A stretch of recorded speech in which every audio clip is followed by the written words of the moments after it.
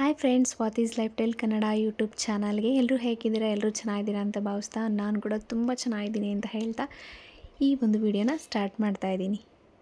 So ನೀವು ಆಗಲೇ ತಮ್ಮನೇನಲ್ಲಿ ನೋಡಿರ್ತೀರಾ, ಎಸ್, ಸಾಫ್ಟಾಗಿ ಮಲ್ಲಿಗೆ ಥರ ಇಡ್ಲಿ ಮಾಡೋದು ಹೇಗೆ ಅಂತ ಈ ವಿಡಿಯೋದಲ್ಲಿ ನಿಮಗೆ ತಿಳಿಸ್ಕೊಡ್ತೀನಿ. ಯಾವ ಹೋಟೆಲ್ಗೂ ಕೂಡ ಕಡಿಮೆ ಇಲ್ಲ, ಹೋಟೆಲಲ್ಲಿ ತಿನ್ನಬೇಕು ಅಂತ ಅನಿಸೋ ಹಾಗಿಲ್ಲ, ಹೋಟೆಲ್ ಶೈಲಿಯಲ್ಲಿ ಮನೆಯಲ್ಲೇ ಕೂಡ ನಾವು ಮಾಡ್ಕೋಬೋದು. ಸೊ ಅಂಥ ಸಾಫ್ಟ್ ಇಡ್ಲಿ ರೆಸಿಪಿನ ನಿಮಗೆ ಇವತ್ತು ಶೇರ್ ಮಾಡ್ತಾ ಇದ್ದೀನಿ. ನೋಡ್ತಾ ಇದ್ದೀರಲ್ಲ, ಇಲ್ಲಿ ಎಷ್ಟು ಸಾಫ್ಟ್ ಇದೆ, ಮಲ್ಲಿಗೆ ಥರ, ಹೂ ಥರ ಇದೆ ಇಡ್ಲಿ. ಸೊ ಇಡ್ಲಿನ ಹೇಗೆ ಮಾಡೋದು, ಬನ್ನಿ ತಡ ಮಾಡದೆ ವಿಡಿಯೋನ ಸ್ಟಾರ್ಟ್ ಮಾಡೋಣ. ಸೊ ನಾನಿಲ್ಲಿ ಅಕ್ಕಿನ ಮತ್ತು ಉದ್ದಿನಬೇಳೆನ ಅವಲಕ್ಕಿನ ನೆನೆಸಿಟ್ಕೊಂಡಿದ್ದೀನಿ.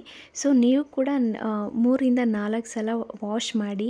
ನಾನಿಲ್ಲಿ ರೇಷನ್ ಅಕ್ಕಿ ತೊಗೊಂಡಿದ್ದೀನಿ. ರೇಷನ್ ಅಕ್ಕಿ ತೊಗೊಳ್ಳೋದ್ರಿಂದ ಚೆನ್ನಾಗಿ ಬರುತ್ತೆ. ಸೊ ನಾವು ಅಕ್ಕಿ ಎಷ್ಟು ತೊಗೊಂಡಿರ್ತೀವೋ ಅಷ್ಟು ಕಾಲು ಭಾಗದಷ್ಟು ಉದ್ದಿನಬೇಳೆ ಸಾಕಾಗುತ್ತೆ. ಸಪೋಸ್ ನೀವೀಗ 3 ಲೋಟ ಅಕ್ಕಿ ತೊಗೊಂಡಿದ್ದೀರಾ ಅಂತಂದರೆ ಅದರಲ್ಲಿ ಒಂದು ಲೋಟದಷ್ಟು ಉದ್ದಿನಬೇಳೆ ತೊಗೊಂಡ್ರೆ ಸಾಕಾಗುತ್ತೆ. ಅದೇ ಲೋಟದಲ್ಲಿ 1 ಲೋಟದಷ್ಟು ಅವಲಕ್ಕಿನ ತೊಗೊಂಡು ನೆನೆಸಿಟ್ಕೊಳ್ಳಿ.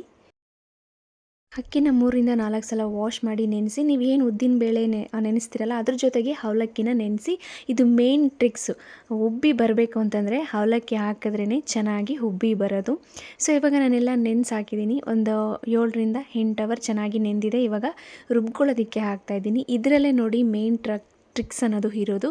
ಹೇಗೆ ಇಲ್ಲಿ ಸ್ವಲ್ಪ ನಾನು ರುಬ್ಕೊಳ್ಳೋಕ್ಕೆ ನೀರನ್ನು ಹಾಕ್ಕೊಂಡು ಈಗ ಇದನ್ನು ತರಿಯಾಗಿ ರುಬ್ಕೋಬೇಕು. ನೋಡಿ ಇಲ್ಲಿ ನಾನು ಹೇಗೆ ರುಬ್ಕೊಂಡಿದ್ದೀನಿ ಅಂದರೆ, ಚಿರೋಟಿ ರವೆ ಬರುತ್ತಲ್ಲ, ಸಣ್ಣ ರವೆ, ಉಪ್ಪಿಟ್ಟು ರವೆ, ಚಿರೋಟಿ ರವೆ ರುಬ್ಕೊಂಡಂಗೆ ರುಬ್ಕೋಬೇಕು. ನುಣ್ಣಗೆ ರುಬ್ಕೋಬಾರ್ದು. ಫಸ್ಟಿಗೆ ನಾನಿಲ್ಲಿ ಉದ್ದಿನಬೇಳೆ ಅವಲಕ್ಕಿನ ನುಣ್ಣಗೆ ರುಬ್ಕೊಂಡು ಆ್ಯಡ್ ಮಾಡ್ಕೊಂಡಿದ್ದೀನಿ. ಈಗ ನಾನಿಲ್ಲಿ ಅಕ್ಕಿನ ಹಾಕ್ಕೊಳ್ತಾ ಇದ್ದೀನಿ. ಮುಂಚೆನೇ ನೀವು ನೆನೆಸಿಟ್ಟಿರೋಂಥ ಅವಲಕ್ಕಿನೂ ಮತ್ತು ಏನಿದೆ ಉದ್ದಿನಬೇಳೆ ಅದನ್ನು ರುಬ್ಬಿ ಚೆನ್ನಾಗಿ ತೆಗೆದಿಟ್ಕೊಳ್ಳಿ. ಅದು ಚೆನ್ನಾಗಿ ನುಣ್ಣಗೆ ರುಬ್ಬಬೇಕು, ಉದ್ದಿನಬೇಳೆ ಮತ್ತು ಅವಲಕ್ಕಿ. ಈಗ ಅಕ್ಕಿನ ಹಾಕ್ಕೊಂಡು ನಾನು ಅದಕ್ಕೆ ಸ್ವಲ್ಪ ನೀರನ್ನು ಆ್ಯಡ್ ಮಾಡಿಕೊಂಡು ರುಬ್ಬಿ ಇಟ್ಕೋತಾ ಇದ್ದೀನಿ. ಹೇಳಿದ್ನಲ್ಲ ಹೇಗೆ ಇದರಲ್ಲಿ ಮೇನ್ ಟ್ರಿಕ್ಸ್ ಇದ್ದರೆ ಇಡ್ಲಿ ಉಬ್ಬಿ ಚೆನ್ನಾಗಿ ಮಲ್ಲಿಗೆ ಥರ ಬರಬೇಕಂತೆ. ಇದು ಮೇನ್ ಟ್ರಿಕ್ಸ್ ನೋಡಿ ಇದೆ. ಈಗ ನೋಡಿ ನಾನು ಹೇಗೆ ರುಬ್ಕೊಂಬಂದಿದ್ದೀನಿ ಅಂತ. ಚಿರೋಟಿ ರವೆ ಥರ ನೋಡಿ, ಹೀಗೆ ತರ್ತರಿ ಥರ ಕೈಗೆ ಸಿಗಬೇಕು. ತುಂಬ ದಪ್ಪಗೂ ಬೇಡ, ತುಂಬ ಸಣ್ಣಗೂ ಬೇಡ, ಈ ಥರ ರುಬ್ಬಿ ಇಟ್ಕೋಬೇಕು. ನೋಡಿ ನಾನು ಚಿರೋಟಿ ರವೆ ಥರ ರುಬ್ಬಿ ಇಟ್ಕೊಂಡಿದ್ದೀನಲ್ಲ, ಆ ಥರ ರುಬ್ಬಿ ಇಟ್ಕೋಬೇಕು. ಇದೇ ಮೇನ್ ಟ್ರಿಕ್ಸು, ಚೆನ್ನಾಗಿ ಮಲ್ಲಿಗೆ ಥರ ಬರೋದಕ್ಕೆ. ಇದೂ ಮತ್ತು ಅವಲಕ್ಕಿ, ಇದರಲ್ಲಿ ಮೇನ್ ಟ್ರಿಕ್ಸ್ ಇದೆ. ಅವಲಕ್ಕಿ ಮತ್ತು ಈ ಥರ ರುಬ್ಕೊಳ್ಳೋದೇ ನಮಗೆ ಮೇನ್ ಟ್ರಿಕ್ಸ್, ಮಲ್ಲಿಗೆ ಥರ ಉಬ್ಬಿ ಬರುತ್ತೆ. ನಾನಿಲ್ಲಿ ಉಳಿದಿರೋ ಅಕ್ಕಿನ ಕೂಡ ಅದೇ ಥರ ಅದೇ ಥರ ತರತರಿಯಾಗಿ ರುಬ್ಕೊಂಡಿದ್ದೀನಿ. ನೋಡಿ ಅದೇ ಥರ ಚಿರೋಟಿ ರವೆ ಥರ ರುಬ್ಕೊಂಡಿದ್ದೀನಿ ಉಳಿದಿರೋದು ಕೂಡ. ಈಗ ನಾವೇನು ಉದ್ದಿನಬೇಳೆ ಅವಲಕ್ಕಿ ಎಲ್ಲ ಹಾಕಿ ರುಬ್ಬಿಟ್ಕೊಂಡಿದ್ದೀವಲ್ಲ, ಮತ್ತು ಅಕ್ಕಿ ಎಲ್ಲ ರುಬ್ಬಿಟ್ಕೊಂಡಿದ್ದೀವಲ್ಲ, ಅದಕ್ಕೆ ಈಗಲೇ ಸೋಡಾನ ಆ್ಯಡ್ ಮಾಡಿ ನಾವು ಇಡಬೇಕು. ನಾವು ಈಗಲೇ ಸೋಡಾನ ಆ್ಯಡ್ ಮಾಡಿ ಇಡೋದ್ರಿಂದ ಚೆನ್ನಾಗಿ ಉಬ್ಬಿ ಬರುತ್ತೆ ಇಡ್ಲಿ ಅನ್ನೋದು. ಮತ್ತು ಈಗಲೇ ಉಪ್ಪು ಹಾಕಬಾರ್ದು. ಉಪ್ಪು ಹಾಕೋದ್ರಿಂದ ಹುಳಿ ಬಂದುಬಿಡುತ್ತೆ ಹಿಟ್ಟು. ಬೆಳಗ್ಗೆ ಹಾಕ್ಕೋಬೇಕು. ನೋಡಿ ಇಲ್ಲಿ ಸೋಡಾ ಹಾಕಿಬಿಟ್ಟು ನಾನಿಲ್ಲಿ ಅದನ್ನು ಮಿಕ್ಸ್ ಮಾಡಿಬಿಟ್ಟು ಇಡ್ತಾಯಿದ್ದೀನಿ. ಪದೇ ಪದೇ ಕೈಯಲ್ಲಿ ಮಿಕ್ಸ್ ಮಾಡೋಕ್ಕೆ ಹೋಗಬೇಡಿ, ಮತ್ತು ನೀರು ಕೂಡ ಹಾಕಬೇಡಿ. ಹೇಗಿದೆಯೋ ಮಿಶ್ರಣ ಹಾಗೆ ಹಾಕಬೇಕು. ನೀರೊಂದು ಸ್ವಲ್ಪನೂ ಮಿಕ್ಸ್ ಮಾಡಬೇಡಿ. ಇದನ್ನು ಇವಾಗ ಇದಿಷ್ಟೆಲ್ಲ ಮಿಕ್ಸ್ ಮಾಡಾದಮೇಲೆ ಒಂದು ಪ್ಲೇಟು, ಅಂದರೆ ಗಾಳಿ ಹೋಗದೇ ಇರೋವಂಥ ಪ್ಲೇಟ್ ಅದ್ರ ಮೇಲೆ ಇಟ್ಬಿಟ್ಟು ಅದ್ರ ಮೇಲೆ ಟೈಟಾಗಿ ಏನಾದರೂ ಇಟ್ಬಿಡಿ. ಹಿಂಗೆ ಟೈಟಾಗಿ, ಅಂದರೆ ಹೇರ್ ಹೋಗದೇ ಇರೋಂಗೆ, ಒಳಗಡೆ ಗಾಳಿ ಹೋಗದೇ ಇರೋಂಗೆ. ಈ ಥರ ಇದ್ದಾಗ ಏನಾಗುತ್ತೆ, ಇಡ್ಲಿ ಅನ್ನೋದು ಚೆನ್ನಾಗಿ, ಇಡ್ಲಿ ಹಿಟ್ಟು ಅನ್ನೋದು ಚೆನ್ನಾಗಿ ಉಬ್ಬಿ ಬರುತ್ತೆ. ಗಾಳಿ ಹೋಗದೇ ಇರೋ ಈ ಥರ ಇಟ್ಟರೆ. ಅದರಲ್ಲಿ ನಾವು ಅಡುಗೆ ಮಾಡ್ತೀವಲ್ಲ, ಅದ್ರ ಹಬೆ ಪಕ್ಕ ಇಟ್ಟರೆ ಚಳಿಗಾಲದಲ್ಲಿ ಇನ್ನೂ ಬೇಗನೆ ಉಬ್ಬುತ್ತೆ. ಕೆಲವರೆಲ್ಲ ಹೇಳ್ತಾ ಇರ್ತಾರೆ ಚಳಿಗಾಲದಲ್ಲಿ ಉಬ್ಬಲ್ಲ ಅಂತ. ನಾವೇನು ಅಡುಗೆ ಮಾಡ್ತೀವಲ್ಲ ಹಬೆ ಪಕ್ಕದ್ರಲ್ಲಿ ಇಟ್ಟರೆ, ಹಬೆ ತಗ್ಲಿದ್ರೆ ಚೆನ್ನಾಗಿ ಹಿಟ್ಟನ್ನೋದು ಉಬ್ಬಿ ಬರುತ್ತೆ. ಸೊ ನಾನಿಲ್ಲಿ ಇಡ್ಲಿ ಪಾತ್ರೆನ ಇಟ್ಟಿದ್ದೀನಿ. ಇಡ್ಲಿ ಪಾತ್ರೆಯಲ್ಲಿ ನೀರು ಇಟ್ಬಿಟ್ಟು ಆ ನೀರು ಬಿಸಿ ಆಗೋ ತನಕ ನಾನು, ಬಿಸಿ ಆದಮೇಲೆ ನಾನಿಲ್ಲಿ ನೀರನ್ನು ಹಾಕಿಡ್ತಾಯಿದ್ದೀನಿ. ಅದು ಬಿಸಿ ಆದಮೇಲೆ ಅದು ಕ್ಲೋಸ್ ಮಾಡಿ ಇಡ್ತಾಯಿದ್ದೀನಿ. ನೀರು ಅನ್ನೋದು ಚೆನ್ನಾಗಿ ಬಿಸಿ ಆಗಬೇಕು, ಕುದಿ ಬರಬೇಕು ನೀರು. ಆವಾಗಲೇ ನಾವು ಇಡ್ಲಿ ಹಿಟ್ಟೇನು ಆಡಿಸಿರ್ತೀವಲ್ಲ ಅದನ್ನು ಹಾಕಿ ಇಡಬೇಕು. ಚೆನ್ನಾಗಿ ಕುದಿ ಬರಬೇಕು ನೀರು ಅನ್ನೋದು. ಈ ಥರ ಮುಚ್ಚಿಟ್ಬಿಡಬೇಕು. ನಾನೀಗ ಮಾಡ್ತಿರೋದು ಕೂಡ ಚಳಿಗಾಲದಲ್ಲೇ. ಆಗಲೇ ನಮ್ಮಮ್ಮ ಒಂದು ಟೈಮ್ ಹಾಕಿದರೆ ಇಡ್ಲಿನ, ನಾನು ಸೆಕೆಂಡ್ ಟೈಮ್ ಹಾಕಿ ತೋರಿಸ್ತಾ ಇದ್ದೀನಿ. ನಾನೀಗ ಮಾಡಿರೋದು ಇಡ್ಲಿನ ಚಳಿಗಾಲದಲ್ಲಾದರೂ ಚೆನ್ನಾಗಿ ಉಬ್ಬಿ ಬಂದಿದೆ ಇಡ್ಲಿ ಹಿಟ್ಟು ಅನ್ನೋದು.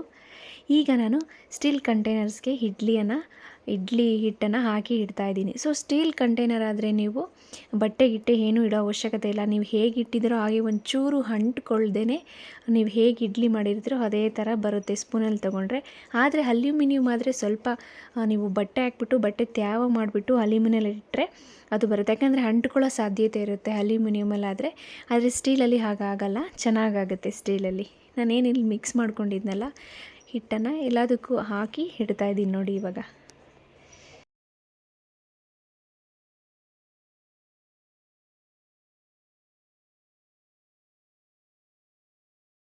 ನಾನು ಅದನ್ನೆಲ್ಲ ಹಾಕ್ಕೊಳ್ಳೋ ಅಷ್ಟರಲ್ಲಿ ಹಿಟ್ಟನ್ನು ಸರ್ವ್ ಮಾಡ್ಕೊಳ್ಳೋ ಅಷ್ಟರಲ್ಲಿ ನೀರು ಕೂಡ ಚೆನ್ನಾಗಿ ಕುದ್ದಿತ್ತು ನೋಡಿ. ಇದನ್ನು ಹಾಕಿ ಇಟ್ಬಿಟ್ಟು ನಾನು ಕ್ಯಾಪನ್ನು ಕ್ಲೋಸ್ ಮಾಡ್ತೀನಿ, ಅಂದರೆ ಮುಚ್ಚಳ ಹಾಕಿ ಇಡ್ತೀನಿ ಟೈಟಾಗಿ, ಅಂದರೆ ಗಾಳಿ ಹೋಗಬಾರ್ದು ಒಳಗಡೆ. ಸೊ ಇದನ್ನು ನಾನು 15 ನಿಮಿಷ ಬೇಯಿಸ್ಕೊಳ್ತೀನಿ ಮೀಡಿಯಮ್ ಫ್ಲೇಮಲ್ಲಿ. 15 ನಿಮಿಷ ಬೇಯಿಸ್ಕೋಬೇಕು. ಟೈಮ್ ಕರೆಕ್ಟಾಗಿ ಇಟ್ಕೊಳ್ಳಿ. 15 ನಿಮಿಷ ಬೇಯಿಸ್ಕೊಳ್ಬೇಕು. ಇದನ್ನ ಟೈಟಾಗಿ ಮುಚ್ಚಿಟ್ಬಿಡೋಣ. ನೋಡಿ ಈಗ 15 ನಿಮಿಷ ಆಯಿತು. ಓಪನ್ ಮಾಡಿ ನೋಡ್ತಾ ಇದ್ದೀನಿ. ನಿಮಗೆ ಹೇಗೆ ಗೊತ್ತಾಗುತ್ತೆ ಅಂದರೆ ಬೆಂದಿದೇನು ಅಂತಂದ್ಬಿಟ್ಟು ಕೈ ತೇವ ಮಾಡಿಕೊಂಡು ಮುಟ್ಟಿ ನೋಡಿ. ಸಾಫ್ಟಾಗಿ ಅದು ಕೈಗೆ ಮೆತ್ಕೊಳ್ಳಿಲ್ಲ ಅಂತಂದರೆ ಬೆಂದಿದೆ ಅಂತ ಅರ್ಥ. ನೋಡಿ ಎಷ್ಟು ಸಾಫ್ಟಾಗಿದೆ ಅಂದರೆ ಮುಟ್ತಾ ಇದ್ದರೆ ಹಂಗೆ ಒಳಗಡೆ ಹೋಗ್ತಾಯಿದೆ. ಮಲ್ಲಿಗೆ ಹೂ ಥರ ಇದೆ ನೋಡಿ ಇಡ್ಲಿನ. ಈಗಲೇ ಗೊತ್ತಾಗ್ತಿದೆ ಮುಟ್ತಾ ಇದ್ರೇ. ನೋಡಿ ಎಷ್ಟು ಸಾಫ್ಟಾಗಿ ಬಂದಿದೆ ಇಡ್ಲಿ ಅನ್ನೋದು. ನೋಡಿ ಇಡ್ಲಿ ಅನ್ನೋದು ಎಷ್ಟು ಸಾಫ್ಟಾಗಿ ಬಂದಿದೆ. ನಾನಿಲ್ಲಿ ಒಂದು ತೆಗೆದುಬಿಟ್ಟು ನಿಮಗೆ ತೋರಿಸ್ತೀನಿ. ನೋಡಿ ಎಷ್ಟು ಮಲ್ಲಿಗೆ ಹೂ ಥರ ಸಾಫ್ಟಾಗಿ ಎಷ್ಟು ಚೆನ್ನಾಗಿದೆ ನೋಡೋದಕ್ಕೆ. ತಿನ್ನೋದಕ್ಕೂ ಕೂಡ ಅಷ್ಟೇ ಟೇಸ್ಟಿಯಾಗಿ ಇರುತ್ತೆ. ನೋಡಿ ಎಷ್ಟು ಸಾಫ್ಟಾಗಿ ಬಂದಿದೆ ಅಂತ ಇಡ್ಲಿ ಕೂಡ. ಖಂಡಿತ ನೀವು ಕೂಡ ಇದೇ ಥರ ಟ್ರೈ ಮಾಡಿ. ನಿಜವಾಗ್ಲೂ ಹೇಗೆ ಬಂದಿದೆ ಅಂತ ಇಡ್ಲಿ ಅಂತ ಕಮೆಂಟ್ ಮಾಡಿ. ನಿಮ್ಮೆಲ್ಲರಿಗೂ ಈ ರೆಸಿಪಿ ಇಷ್ಟ ಆಗಿರುತ್ತೆ ಅಂತ ಭಾವಿಸ್ತೀನಿ. ಖಂಡಿತ ಟ್ರೈ ಮಾಡಿ, ಚೆನ್ನಾಗಿ ಬಂದೇ ಬರುತ್ತೆ. ಮಲ್ಲಿಗೆ ಹೂ ಥರ ಎಲ್ಲೂ ಹೋಟ್ಲಿಗೆ ಹೋಗಿ ತಿನ್ನೋ ಅವಶ್ಯಕತೆಯೇ ಇಲ್ಲ. ನಮಗೆ ಮನೆಯಲ್ಲೇ ಮಾಡಿಕೊಂಡು ಮಲ್ಲಿಗೆ ಹೂ ಥರ ತಿನ್ಬೋದು. ಇದಕ್ಕೆ ಕಾಂಬಿನೇಷನ್ ಆಗಿ ಇಡ್ಲಿಗೆ ಕಾಂಬಿನೇಷನ್ ಆಗಿ ತೆಂಗಿನಕಾಯಿ ಚಟ್ನಿ ಕೂಡ ಚೆನ್ನಾಗಿರುತ್ತೆ. ಕಡಲೆ ಬೀಜದ ಚಟ್ನಿ ಇನ್ನೂ ಚೆನ್ನಾಗಿರುತ್ತೆ. ಸೊ ನಾನಿವತ್ತು ಇಡ್ಲಿ ಜೊತೆಗೆ ಕಡಲೆ ಬೀಜದ ಚಟ್ನಿನ ಸರ್ವ್ ಮಾಡ್ಕೊಳ್ತಾ ಇದ್ದೀನಿ.